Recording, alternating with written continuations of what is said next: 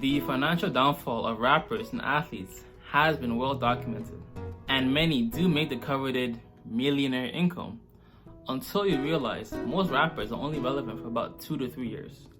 Most NFL athletes are only in the league for about 3.3 years. And for most NBA players, they are only in the league for about 4.5 years. However, the financial struggles of modern day social media influencers, TikTokers, YouTubers, whatever, who looked rich but secretly became broke is rarely discussed. Let's see how I became broke.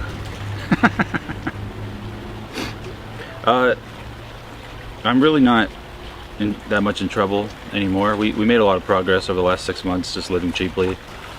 Carly and I out of Airbnbs and whatnot.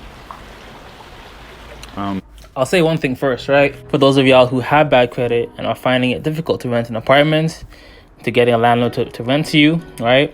Whether it is you have an eviction on your record, maybe your credit is below 650, maybe you don't have a job, but you have savings, right?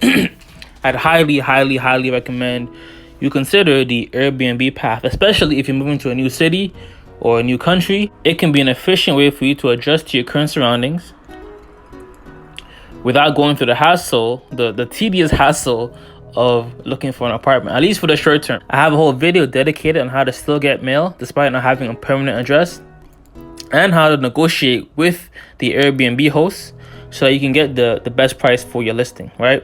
But basically, the first step, right, in general, is you want your rent to be as low as possible. People's biggest monthly expense tends to be their rent payment or cost of living, right? So if you can find a way to get a good place in a decent environment at a competitive rent, you are in a position to do well. But a lot of people, they want to live the luxury lifestyle. They're living in a luxury apartment. They want all the extra benefits, right?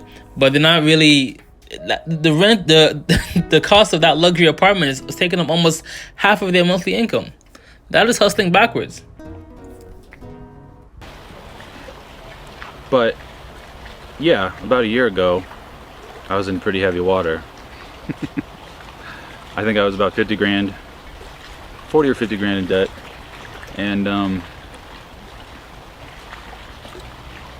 how I got there was, I partied too much and I got lazy and less focused and didn't upload as much. That's the short answer. Or didn't manage my money wisely. 2018 and 19 were big years. Like, I think I made about 250,000 in 2018 and about 200,000 in 2019. I traveled a lot. I went to Russia, Japan, Paris, all the while paying $3,600 a month for this rent in LA, which that was a big mistake there. Now, in terms of debt, right? For most people, I can understand being in student loan debt to some degree. But honestly, most people should not be in credit card debt or car payment debt. So first step to not be in credit card debt. Do not use more than 20% of your credit card at a given time. Therefore, if your credit card limit is let's say $1,000, do not use more than $200 of your credit card at a given time without paying it off or paying it down to maybe $50. Better yet, I'll do you one better. If you don't have at least 1 to 2 months, I would say even 3 months worth of expenses saved up in your savings account, to stop using your credit card. Just stop using it. If you're doing it, stop it. Get some help. Let's go from the beginning, okay? If your monthly expenses, let's say it's $2,000, just for the sake of it. Your monthly expenses is $2,000. You should have at least $4,000 to $8,000 saved up in your savings account.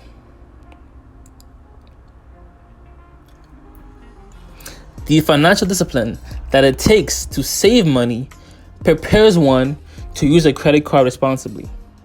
because your first instinct won't be to spend. Rather, it will be to pay yourself first. As soon as you get that deposit, your first instinct is to, okay, how much of this deposit am I gonna pay myself, put directly into my savings account? 20%? Cool, 20% is there.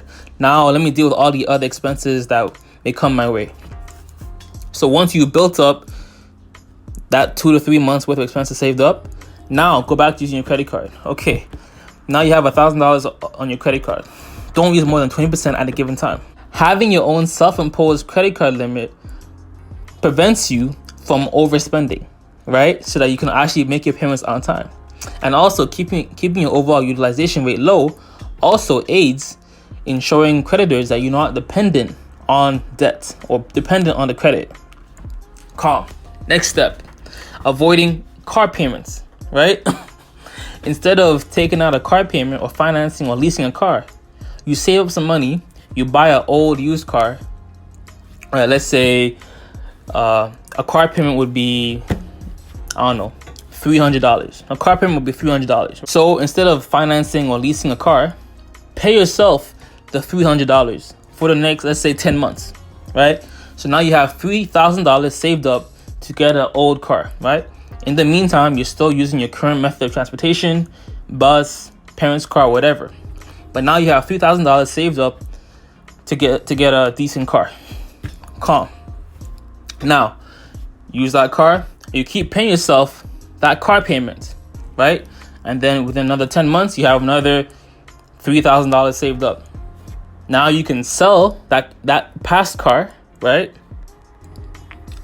Maybe you sell it for $2,500.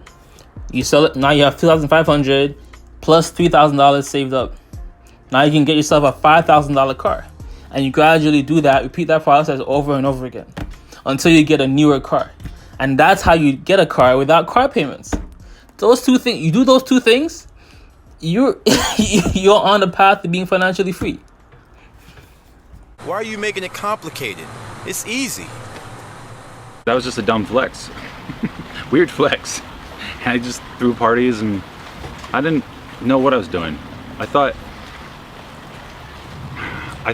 so I had like 10 grand coming in a month every month, and I just, for hardly doing anything, and YouTube kind of just spoiled me, and I just kept, I don't know, I guess I thought it would last forever, but it started to go.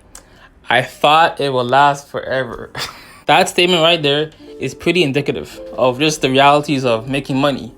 Whether it's a YouTuber, a YouTube influencer, TikToker, rapper, athlete, every person, even people who are currently making 6 figures, right? Any type of health issue, health scare, job layoff, that could be you, right? That's why you don't take none of this shit for granted. Take nothing for granted. Down and down and down, and I was partying more and more and more and whatever, and there you have it. Another big thing is taxes. I always like forget to save money for the taxes, and then it's like, boom, you owe 40 grand. It's like, oh. And so then I'll put it on a credit card or something, and then that'll start the snowball rolling. But see, that part there as well is like when people show you all their income numbers, it's like, yo, but what about the taxes? How much taxes did you pay? It's ridiculous. It's obvious what's being done out here. It's on a nightly basis. I hope the world can see now what's really going on out here, because it's getting ridiculous. It's really ridiculous. Yes, man. This is ridiculous, man. Ridiculous. Right? Oh, and then they'll say, oh, I just wrote off all these expenses, and then their net income ends up being $30,000. But now that when they want to get a mortgage or a house, technically they can't afford it because they've written so many expenses, right? So now their mortgage, their income doesn't match the mortgage that they want. So there's a downside as well to writing off so much taxes. But overall, when you see these gurus' income reports, ask yourself, what is the net income, and how much of that income is going towards taxes? I don't know.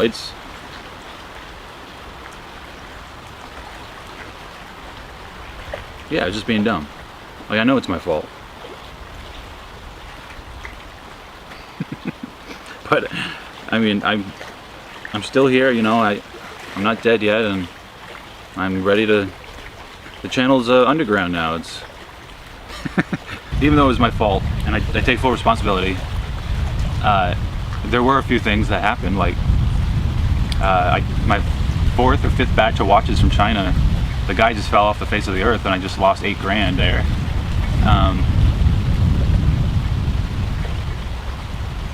What else? A bunch of stuff happened in my car. So that was like an extra 4 or 5 grand, and then a bunch of stuff happened to Bonnie and her sickness. So we had the emergency savings fund, right? That's what helps you not rely on. So again, right? We have the emergency savings fund. You can tap into that liquid income as opposed to putting that unexpected expense on a credit card, which can also lead into being in credit card debt. So that's why I said having the 2 to 3 months worth of expenses saved up prepares you to deal with a credit card and to not rely on a credit card. But shout out to LAHWF, bro. This shit's not easy to talk about. She had these weird lumps. I think the official diagnosis after like the 3rd ER doctor was pancreatitis something. Anyway, that was like 4 or 5 grand. And then just, I mean, depression. I hate to like bring that up, but